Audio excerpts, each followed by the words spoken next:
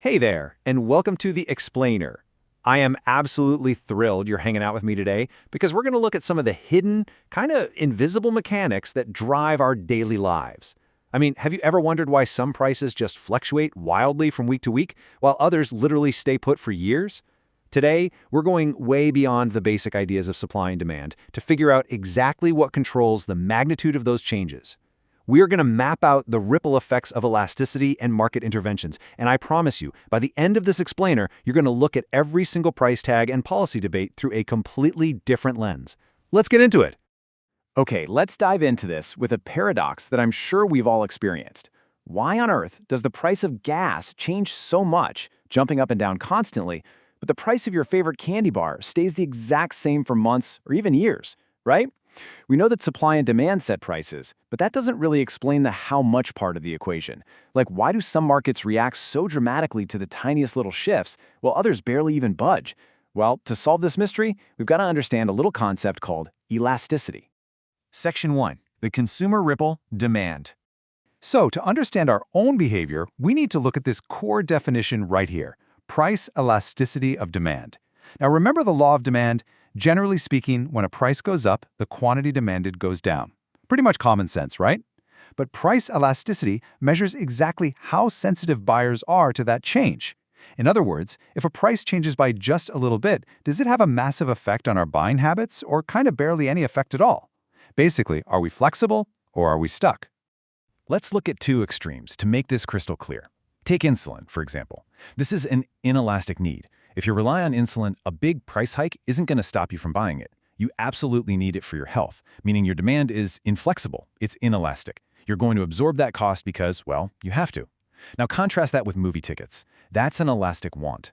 If the local theater bumps their ticket prices up, say, another $5, you and your friends might easily just decide, you know what, let's just stay home and stream a movie instead. Your demand is flexible or elastic because you can easily just walk away when the cost goes up. Now, what's really fascinating here is the math behind that consumer behavior. And I want you to treat this scenario like some insider business gossip, okay? Imagine a theater owner decides to raise the movie ticket price by 10%. But because people have other entertainment options, attendance drops significantly, let's say by 20%. To get the elasticity score, we take that 20% drop in attendance, divided by the 10% price hike, and that gives us a score of 2. In economics, a score greater than 1 means the good is highly elastic. And wow, this is a massive warning sign for businesses. It tells them that if they raise prices on elastic goods, they have to be incredibly careful, because they risk losing a disproportionate chunk of their customer base. On the flip side, they also know they can raise prices for inelastic goods without losing many buyers. Section 2.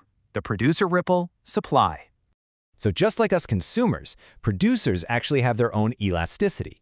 Price elasticity of supply measures how much producers change the quantity they supply when prices change. Think about it. If the market price for a good suddenly shoots up, suppliers are obviously going to want to sell more of it to make more money, right? But the really big question here is, can they? How quickly can they actually pivot their production to chase that higher price? Think about the actual physical reality of production.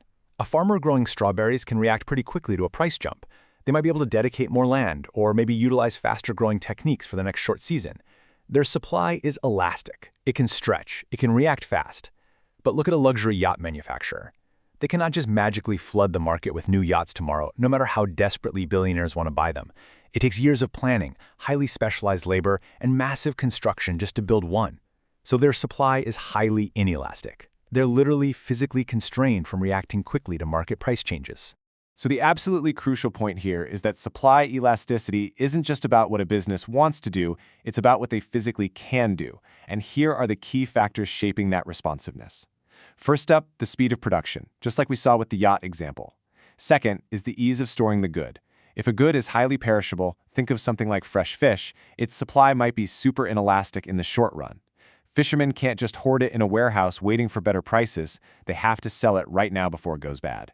And third, the availability of resources. If the raw materials needed to make a product are scarce, while producers just cannot easily ramp up supply, no matter how high that market price goes. Section 3. The government boulder. Market interventions. All right, so what happens when authorities decide that the natural ripples of supply and demand just aren't working, and they drop a massive boulder right into our economic pond? Well, sometimes governments look at a market and decide that the equilibrium price, that natural point where supply meets demand, is somehow unfair or undesirable for society. And when they step in to artificially control these prices, they primarily use two main tools: price ceilings, which are legal maximums, and price floors, which are legal minimums.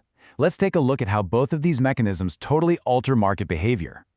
We're going to start with the price ceiling. This is a maximum price set by the government, basically meaning a seller is legally forbidden from charging more than this specific amount. This is typically implemented to keep essential goods affordable for the general public. A classic, real-world example of this is rent control during a housing crisis. The goal is pretty straightforward, right? Protect tenants from being priced out of their homes. But let's look at the actual mechanics of what happens to supply and demand when this policy is put into action. And this brilliantly illustrates the ripple effect. Imagine the natural equilibrium rate for a city apartment is $1,500 a month. At that price, the market is totally balanced. The number of renters matches the number of available apartments. But the government decides that's just too high and imposes a price ceiling at $1,000 a month. So what happens? Well, at this artificially low price, way more renters enter the market because, hey, it's a great deal. Demand surges. But simultaneously, landlords might decide, it's just not worth the upkeep at that low price. Or builders just stop building new apartments altogether. So supply drops. The inevitable result here is a severe shortage. Vacancy rates drop drastically, meaning there are way more renters out there looking for apartments than there are apartments actually available.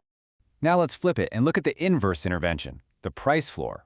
This is a minimum price set by the government, meaning buyers cannot legally pay less than this amount. Often, this is used to ensure a basic standard of income for suppliers. And the most famous, probably most widely debated example of a price floor is the minimum wage for labor. In this scenario, the individuals are the suppliers, they're supplying their labor, and the businesses are the buyers. Let's break down the mechanics here. Imagine the natural market wage for an entry-level job is $10 an hour. At this rate, the number of people wanting these jobs matches the number of jobs businesses are actually offering. But let's say the government imposes a price floor, raising the minimum wage up to $15 an hour. Well, at $15, a whole lot more people are suddenly super eager to supply their labor. Demand for these jobs goes way up. However, employers, the buyers of the labor, might not be able to afford as many workers at that higher rate, so they end up offering fewer jobs. The result here is a labor surplus. More people want to work than employers are willing to hire, which, in economic terms, manifests as unemployment in that specific labor sector. So regardless of the intentions behind government policies, we always have to evaluate the math and sometimes unintended consequences that ripple outward. As we've seen, when you push a price down with a ceiling, you often artificially create shortages. And when you prop a price up with a floor, you often artificially create surpluses. In both of these cases, attempting to stabilize one aspect of the economy can inadvertently increase market volatility somewhere else, all because supply and demand are forcibly disconnected from one another. Section 4. The Big Picture. Understanding elasticity and market interventions really reveals that supply and demand are rarely just simple, straight lines. They are incredibly dynamic forces shaped by human behavior, physical constraints, and public policy. Whether we're analyzing agricultural price supports or debating minimum wage, these concepts give us the tools to truly evaluate how our economy functions. So I'm going to leave you with a bit of a challenge. The next time you see a price jump up or you notice a product stubbornly refusing to change its price, ask yourself, why? Are the consumers flexible? Are the producers physically constrained? Or has a boulder been dropped in the pond? Keep observing the mechanics around you. Thank you so much for joining me for this explainer, and I will catch you next time.